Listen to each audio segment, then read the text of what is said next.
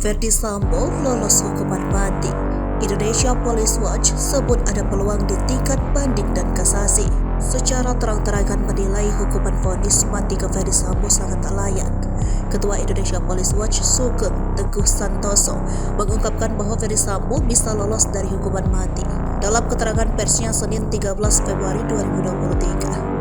Ketua Sugeng Teguh Santoso memperkirakan Verdi Sambo masih akan berpotensi mendapat putusan lebih rendah pada tahap selanjutnya, yaitu di tingkat banding atau kasasi. Hal ini dikarenakan terdapat poin-poin yang meringankan tidak dipertimbangkan sama sekali.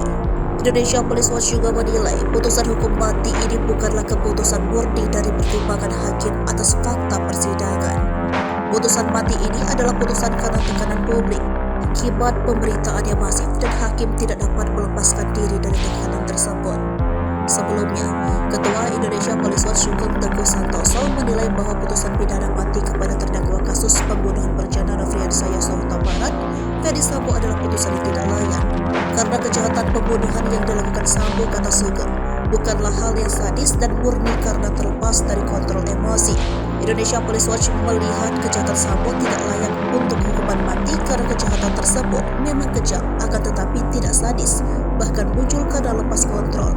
Sugeng mengatakan motif dendam atau marah karena alasan apapun yang diwujudkan dengan tindakan jahat yang tidak menimbulkan siksaan lama sebelum kematian, bukan kejahatan sadisme. Hal itu seperti yang dilakukan Sambo karena kematian korban Yosua cukup singkat setelah penembakan terjadi.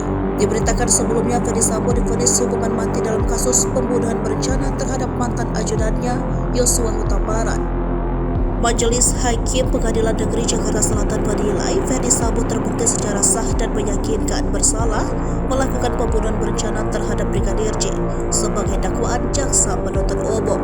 Mantan anggota Polri dengan pangkat terakhir Jenderal Bintang 2 itu dinilai telah melanggar pasal 346 Kitab Undang-Undang Hukum Pidana Junto pasal 55 ayat 1 ke 1 KUHP. Verdi Sambo juga terbukti terlibat obstruction of justice atau perintangan penyidikan terkait pengusutan kasus kematian Brigadir J. Ia terbukti melanggar pasal 49 UU ITE Junto pasal 55.